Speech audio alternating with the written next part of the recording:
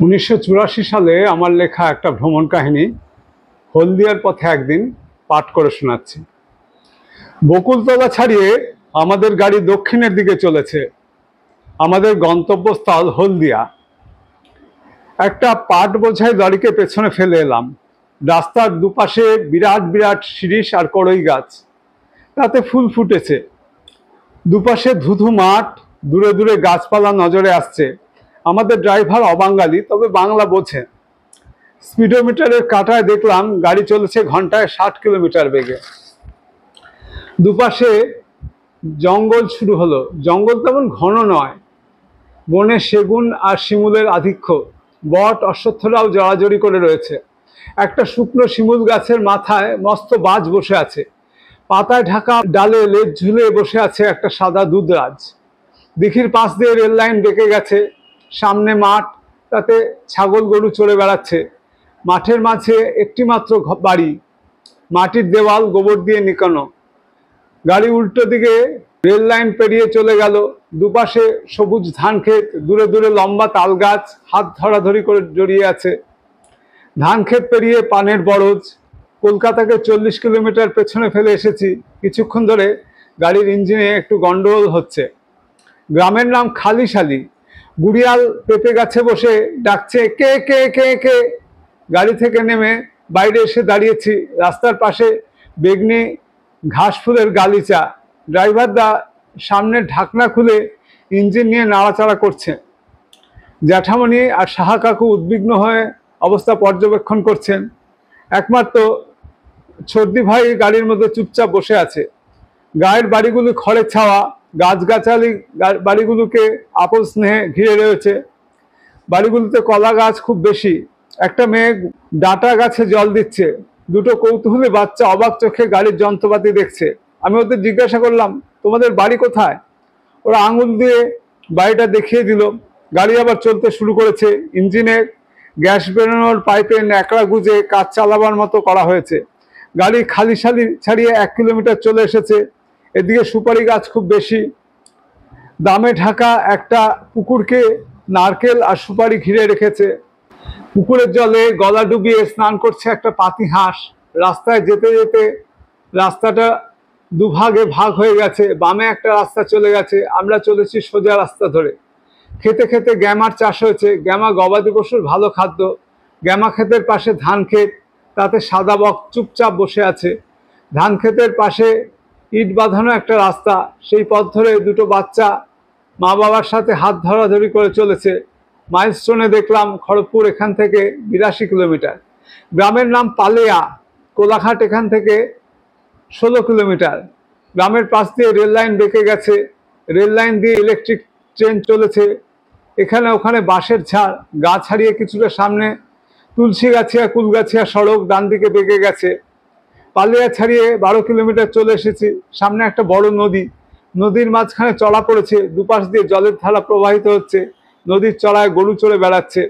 রাস্তার পাশে গাড়ি মেরামতের জায়গায় গাড়িটা দাঁড় করানো গেল। রাস্তা থেকে কিছুটা নেমে একটা হোটেল। একটা বাচ্চা ছেলে টলমল পায়ে, মাথায় আর হাতে দুটো খাটিয়া নিয়ে ব্যালেন্সে খুব একটা মহড়া দিল। গাছের ছায় খাটিয়া দুটো পাতা হলো। ডিমের অমলেট আর চায়ের অর্ডার হলো। আমি অবশ্য চা খাই না। রাস্তার দুপাশে দুটো কৃষ্ণচূড়া গাছ, তাতে লাল ফুল ফুটেছে, তবে এখনো ঝেঁকে আসেনি। রাস্তা দিয়ে পাটকাঠি বোঝাই একটা লরি চলে গেল। রাস্তার পাশে একটা নীল রঙের আইসক্রিমের বাক্স পড়ে আছে। আইসক্রিমওয়ালা কোথায় গেছে কে জানে। দূর থেকে হিক হিক একটা শব্দ ভেসে আসছে। শব্দ লক্ষ্য করে এগিয়ে গেলাম। কৃষ্ণচূড়া গাছ ছাড়িয়ে একটা ছোট্ট ডোবা। ডোবার ওপাশে একটা শিমুল গাছ, তারই ডালে বসে একটা ফিঙে ডেকে চলেছে। খাওয়া দাওয়া সারতে সারতে আধ ঘন্টা সময় গেল। খাবারের দাম উঠলো 20 টাকা। দামটা একটু বেশি।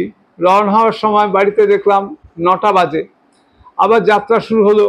রবিশঙ্কর সঙ্গীত school, Sujata cinema hall, Bagnan, block seat farm একে একে ছাড়িয়ে গেলাম। একটা পাকা বাড়ির পাশে ঘাট বাঁধানো পুকুর। শাপলা ফুল ফুটেছে পুকুরে।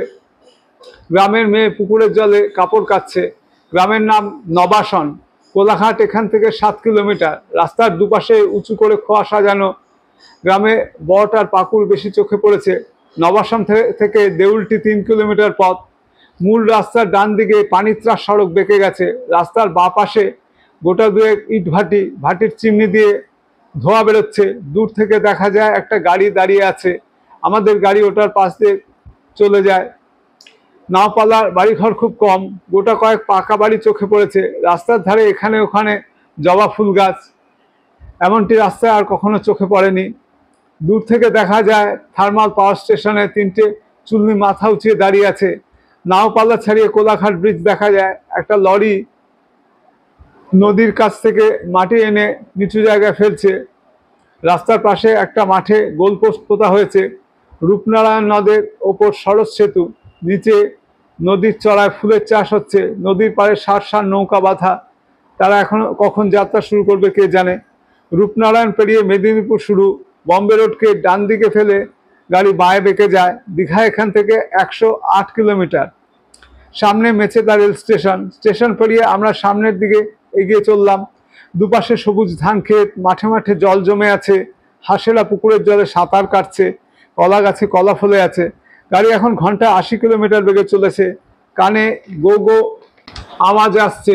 সামনে একটা ছোট্ট নদী, নদী পেরিয়ে ডান পাশে পার্ক, পার্কের নাম সুধাংশু। পার্কের পাশে একটা ন্যাড়া নারকেল গাছের মাথায় চিল বসে আছে। রাস্তায় পিচ ঢালা সমানে চলছে, তাকে তালি দেওয়া প্যান্টের মতো লাগছে। রাস্তা ক্রমশ সরু হয়ে গেছে। জমিতে জল দেওয়ার জন্য সার বেঁধে ডিপ টিউবওয়েল বসানো হয়েছে। রাস্তার দুপাশে কাটা গাছের সারি। মেদিনীপুর বনসৃজন প্রকল্পের নোটিশ দেখলাম। সামনে একটা ব্রিজ উঁচু হয়ে আছে। দূর থেকে মনে হয় আকাশটা ব্রিজের ওপরেই হঠাৎ শেষ হয়ে গেছে, তারপরেই অসীম মহাশূন্য। একটা সরু খাল বরাবর চলে গেছে। একটা শঙ্খচিল নিচু হয়ে জল থেকে কিছু তুলে নিতে চলেছে। খালের জলে জাল ফেলে মাছ ধরছে জেলে। ভ্যানে করে লোকেরা গ্রাম থেকে গ্রামান্তরে চলেছে। এখানে যাতায়াতের এটাই রীতি। চাষি গাছের ছায় বসে দুপুরের খাবার খাচ্ছে। একটা শ্যালো থেকে জল তোলে বেরিয়ে রাস্তা পার হয়ে ওপারে গড়িয়ে যাচ্ছে।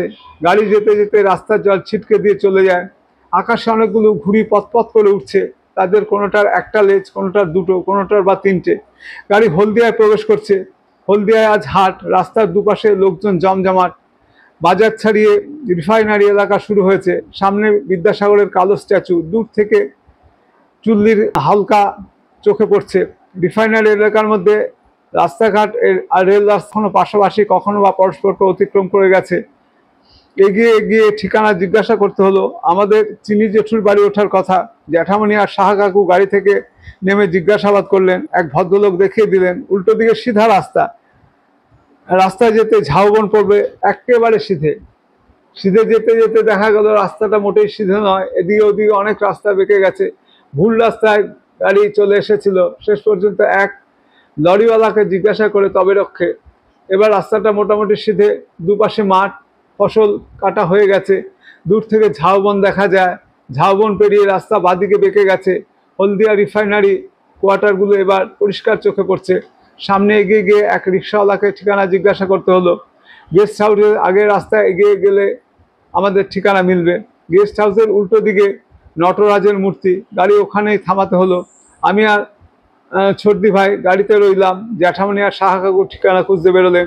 কিছুক্ষণ খুঁজেখুঁজির পর ঠিকানা মিলেছে, তবে রাস্তায় কাজ চলতে থাকায় ওখানে গাড়ি থেকে নামতে হলো। এখানে সব বাড়িগুলো দোতলা। চিনি জেঠুর ফ্ল্যাটও দোতলায়। ছিমছাম গুছানো গোছানো ফ্ল্যাট। অতিথিদের বসার জন্য সামনে একখানা ঘর, সেখানে বিশ্রাম নেওয়া গেল। জেঠু অফিসে গেছেন, ভাই বোনেরা গেছে স্কুলে বা কলেজে। বাড়িতে জেঠিমা একা। ছোট ভাই অপুর কিছুক্ষণের মধ্যে চলে আসার কথা।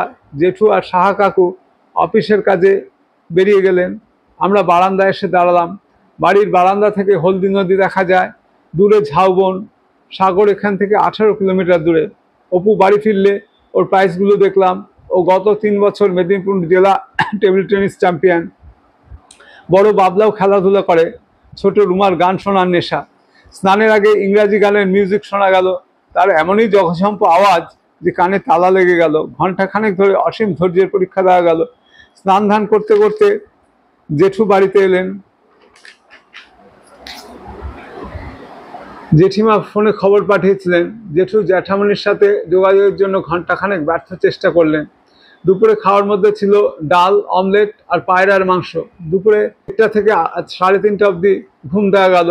বিকালে অপুর স্কুটারে চেপে গেছিলাম মিষ্টির দোকানে, দেশপ্রাণ সুইটস, মোটামুটি বড় দোকান, বাইরে থেকে মিষ্টি তৈরি করে আসে। অপুর হাত খুব পাকা, যাতায়াত মিনিট 10 সময় লাগলো। ইতিমধ্যে রুমা স্কুল থেকে ফিরেছে এবং সর্দি ভাইয়ের সাথে রীতিমতো জমাটে গল্প শুরু হয়ে গেছে। বিকেলটা নষ্ট হতে দিতে মন চাইছিল না। অপুর সাথে ছাদে উঠে এলাম। সামনের রাস্তায় তখনও পিচ ঢালাই চলছে, কেউ খোয়া তুলছে, কেউ বা বয়ে নিয়ে যাচ্ছে। ছাদ থেকে হলদি নদী স্পষ্ট দেখা যায়, নদীর খানিকটা জায়গায় চড়া পড়ছে। দূর থেকে দুটো নৌকো কালো বিন্দুর মতো দেখা যায়। সূর্যের আলো কালো জলে পড়ে চিকচিক করে উঠল। আকাশ গাঙে ছোট ছোট পাখি ডানা মেলে বুদবুদের মতো ভেসে চলেছে। অপুর মুখে শুনলাম নদীর ওপারটা নন্দীগ্রাম। রামায়ণে নন্দীগ্রামের নাম অনেক আগেই শুনেছি। বিকেলে 4:30 নাগাদ জ্যাঠামণিরা ফিরলেন। বিকেলের আইটেম ছিল মিষ্টি আর সিঙ্গারা। সন্ধ্যা হয়ে আসছিল। বাড়ির সকলের সাথে কুশল বিনিময় করে গাড়িতে উঠে বসলাম। বাড়ি ফিরে চলেছি। মেঘে ঢাকা আকাশে চাঁদ দেখা যাচ্ছে না। ধীরে ধীরে মেঘ কেটে গেল। চাঁদকে একটা ফালির মতো দেখা যাচ্ছে। সময়ের সাথে সাথে দিগন্ত জুড়ে কালির পোঁচ পড়ছে। পশ্চিম আকাশে ফুটে উঠছে 2-1টা করে তারা।